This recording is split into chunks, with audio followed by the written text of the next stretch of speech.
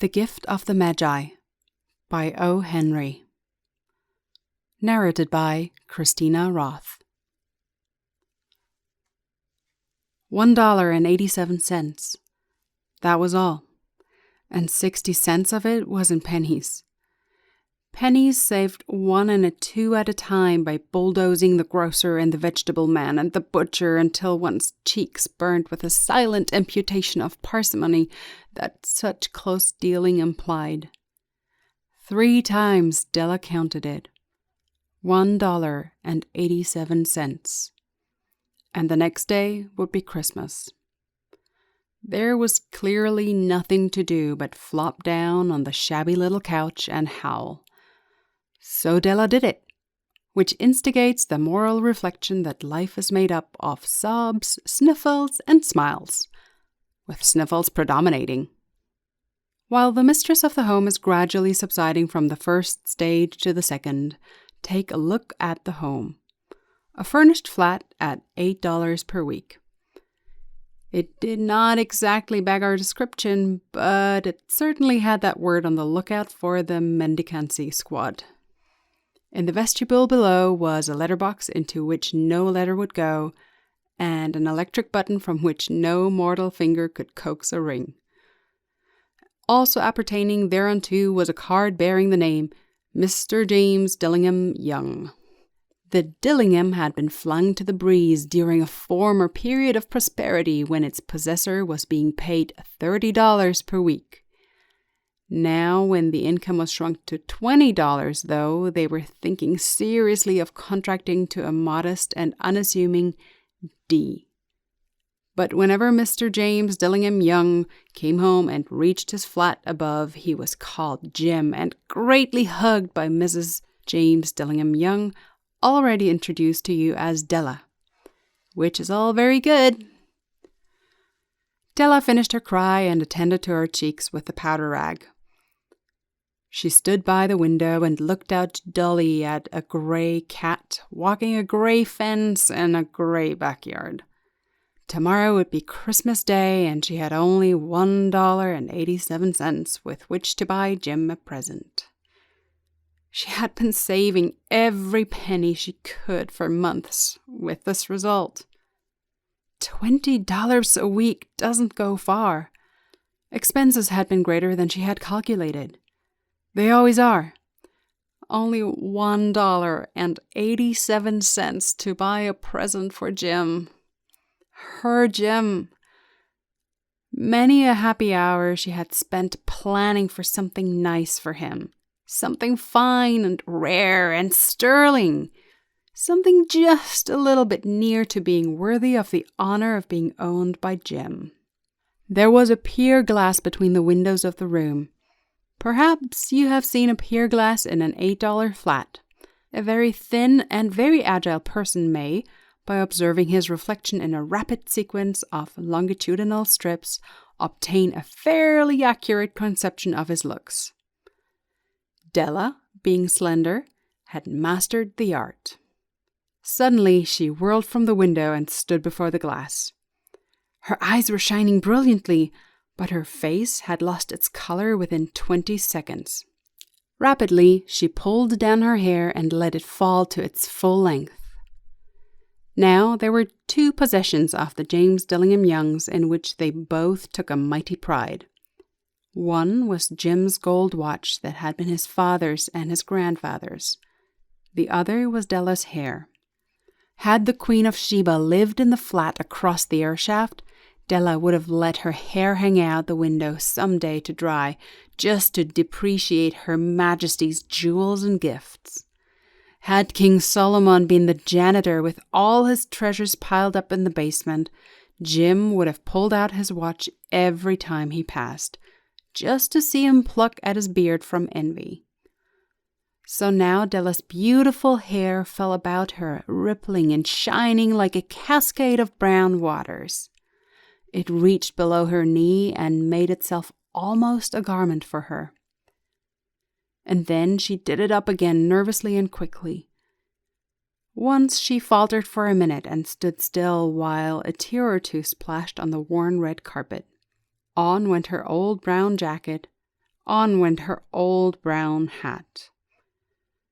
With a whirl of skirts and with the brilliant sparkle still in her eyes, she fluttered out the door and down the stairs to the street.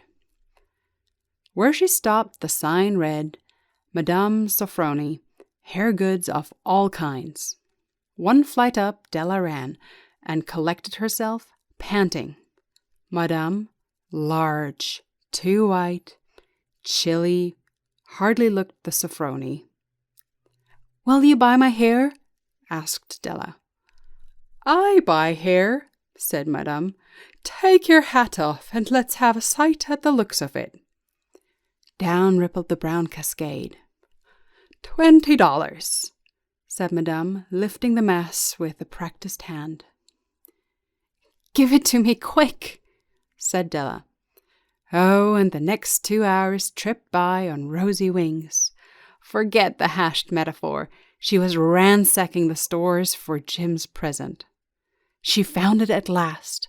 It surely had been made for Jim and no one else. There was no other like it in any of the stores, and she had turned all of them inside out. It was a platinum fob chain, simple in taste and design, properly proclaiming its value by substance alone, and not by meretricious ornamentation, as all good things should do. It was even worthy of the watch.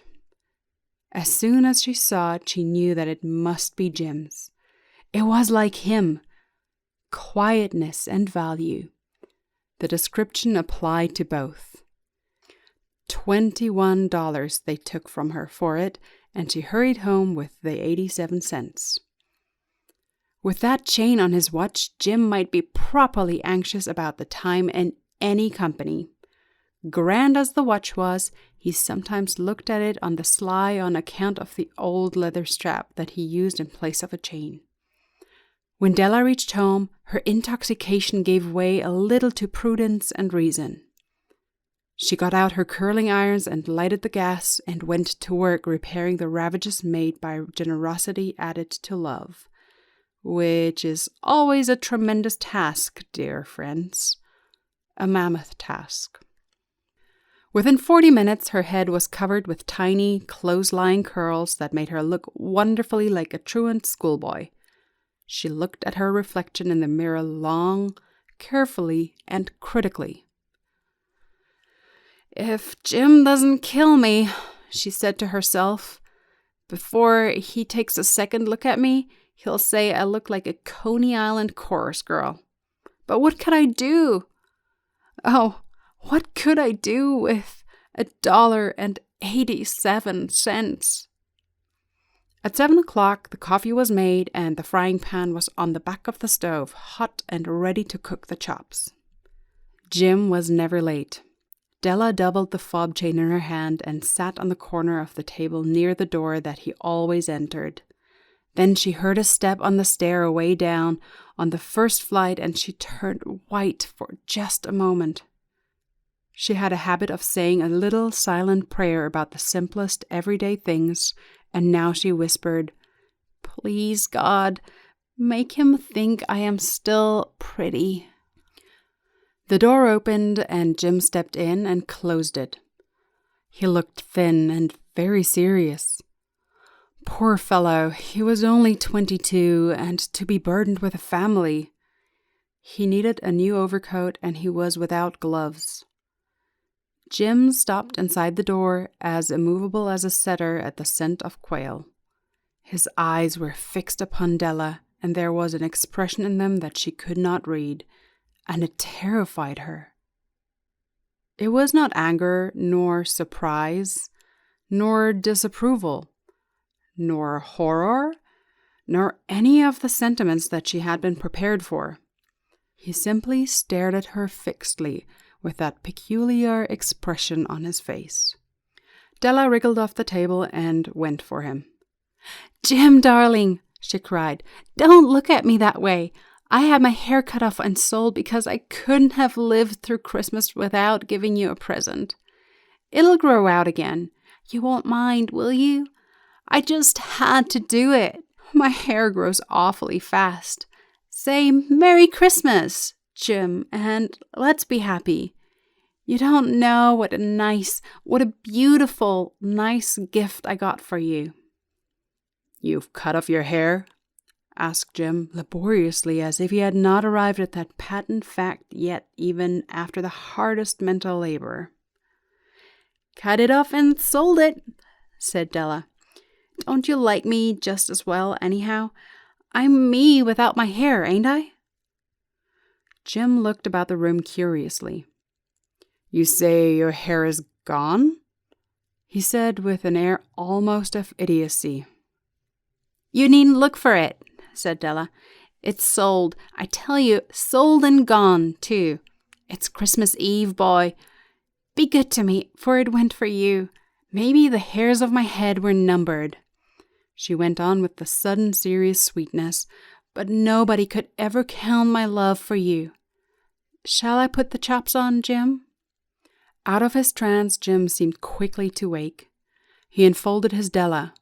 For 10 seconds, let us regard with discreet scrutiny some inconsequential object in the other direction. $8 a week or $1 million a year. What is the difference? A mathematician or a wit could give you the wrong answer. The Magi brought valuable gifts, but that was not among them. This dark assertion will be illuminated later on. "Don't make any mistake, Del," he said, "about me.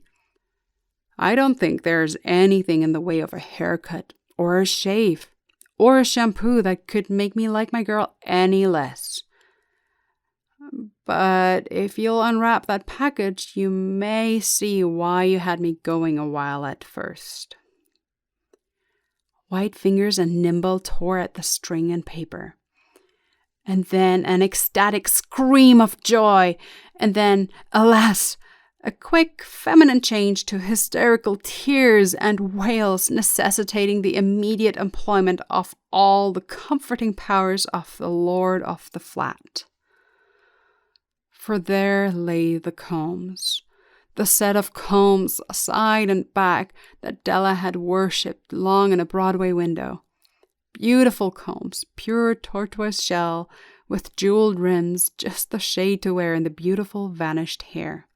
They were expensive combs, she knew, and her heart had simply craved and yearned over them without the least hope of possession. And now they were hers. But the tresses that should have adorned the coveted adornments were gone. But she hugged them to her bosom, and at length she was able to look up with dim eyes and a smile and say, "My hair grows so fast, Jim."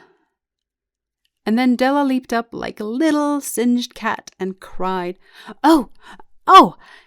Jim had not yet seen his beautiful present. She held it out to him eagerly upon her open palm.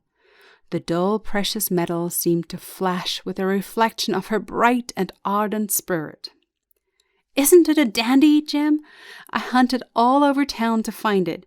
You'll have to look at the time 100 times a day now. Give me your watch. I want to see how it looks on it." Instead of obeying, Jim tumbled down on the couch and put his hands under the back of his head and smiled. "Del," said he, "let's put our Christmas presents away and keep them a while. They're too nice to use just at present. I sold the watch to get the money to buy your combs. And now suppose you put the chops on." The Magi, as you know, were wise men, wonderfully wise men, who brought gifts to the babe in the manger. They invented the art of giving Christmas presents. Being wise, their gifts were no doubt wise ones, possibly bearing the privilege of exchange in case of duplication. And here I have lamely related to you the uneventful chronicle of 2 foolish children in a flat who most unwisely sacrificed for each other the greatest treasures of their house. But in a last word to the wise of these days, let it be said that of all who give gifts, these 2 were the wisest. Of all who give and receive gifts, such as they are wisest. Everywhere they are wisest. They are The Magi. This was The Gift of the Magi by O. Henry. Narrated by Kristina Rothe.